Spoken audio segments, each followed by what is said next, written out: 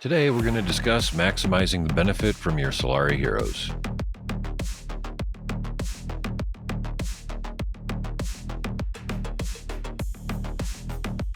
Hello, Last Fortress addicts. Hope everyone's having a great day. Egg Drop here. We're going to talk about Solari Heroes. We're going to have a little bit of fun doing it, and we're going to learn a lot in case you haven't really studied this too much yet.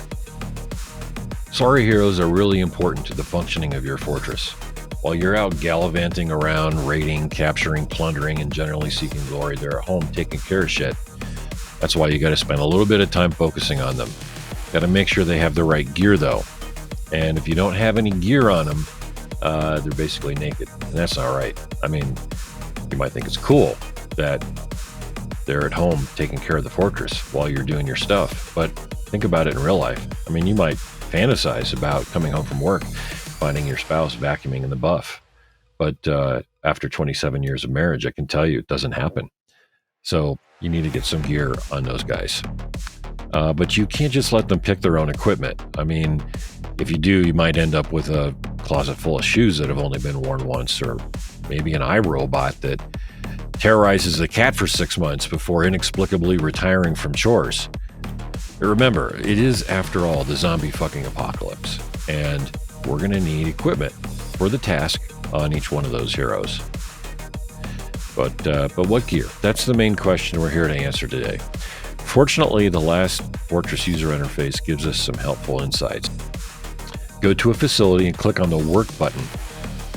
On the right, you'll see a selection of heroes and the buffs that they can contribute to that facility. And look at the very top of that column, and you'll see a little note that indicates an attribute that also improves the productivity of the hero in that facility.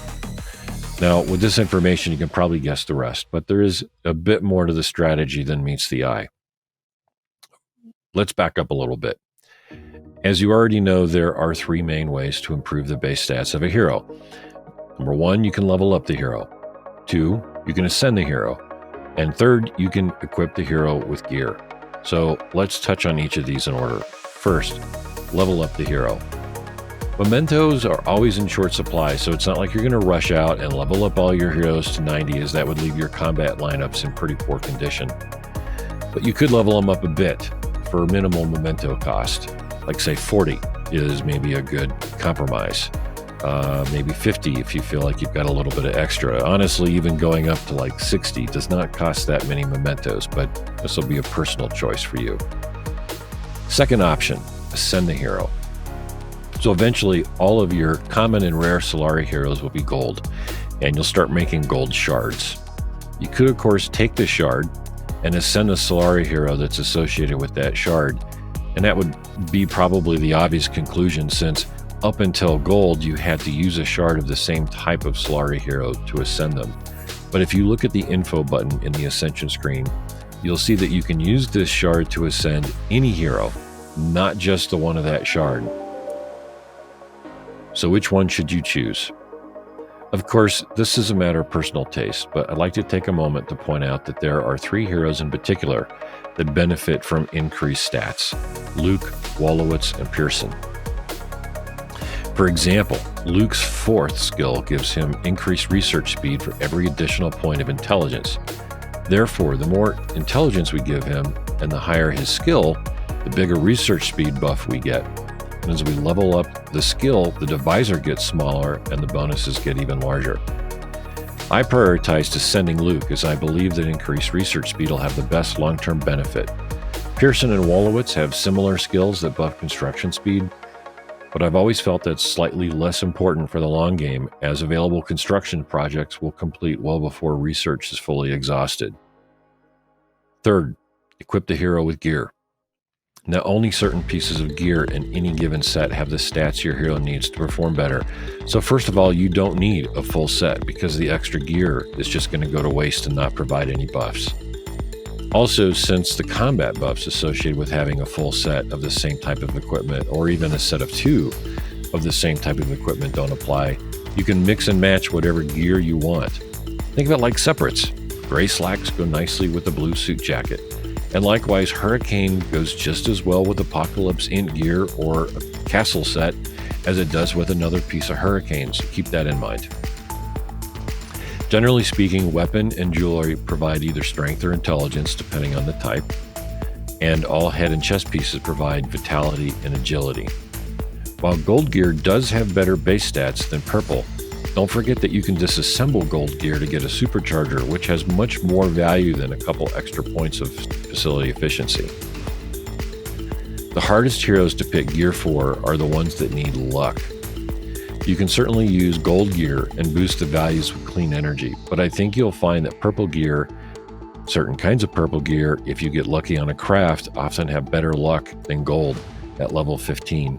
So take a look at your purple gear and consider that for your heroes that need luck. A last note on gear: there are sales that come up from time to time on special Solari gear sets. These provide some really nice stat bonuses from mine production and research speed, and may well be worth purchasing if you have the budget. For example, the Scientist set offers a 15% bonus to research speed, plus other bonuses to construction speed, gathering speed, and Z-coin production. The Elite set offers a 10% bonus to research speed, 20% bonus to construction speed, and other buffs.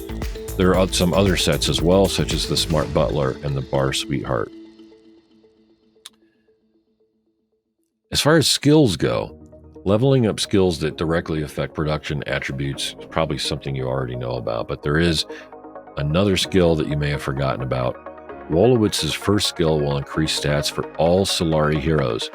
It does require purple metals though, so it may not be your top priority, but that could give you a boost across all of your facilities based on those stat buffs. Here's a table that you can use to quickly assess what stats to boost based on the hero you have deployed to that facility. Note that you don't have to have the full multiple of the value to get the bonus. I'll give you an example.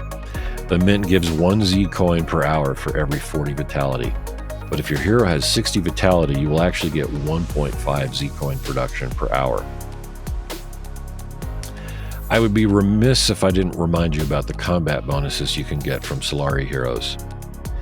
I break all these down into 3 categories. There are skills on heroes that offer a 3% bonus per level to a particular troop type. To me, that's priority number 1. There's a next category would be skills that offer a 1% bonus across all troop types. That's the second priority. And then the third priority is skills that offer a 1% bonus to a specific troop type. For example, Pearson has an attack bonus to all commandos of 15% when his 5th skill is maxed out. Helen, Wolowitz, Laura Chen, Fiona, they all have similar skills that when maxed out offer a 15% buff. In the second category, you've got like Tika that offers a 5% HP bonus to all heroes. So that's an example of second priority. And then like a third priority would be like Fiona's 3rd skill that provides a 5% HP buff, but only to commandos. Figuring out how to prioritize increasing these stats relative to whatever hero you're currently trying to max out is challenging, but think about this for a second. If you consider just your first 2 lineups and you boost a stat by 1% across all troop types, that's equivalent to a 10% bonus on a single hero.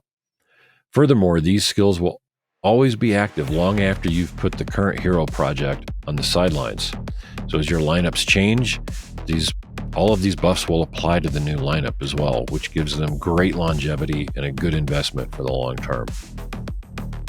Hey, if you found this video helpful, please attack that like button and subscribe to the channel.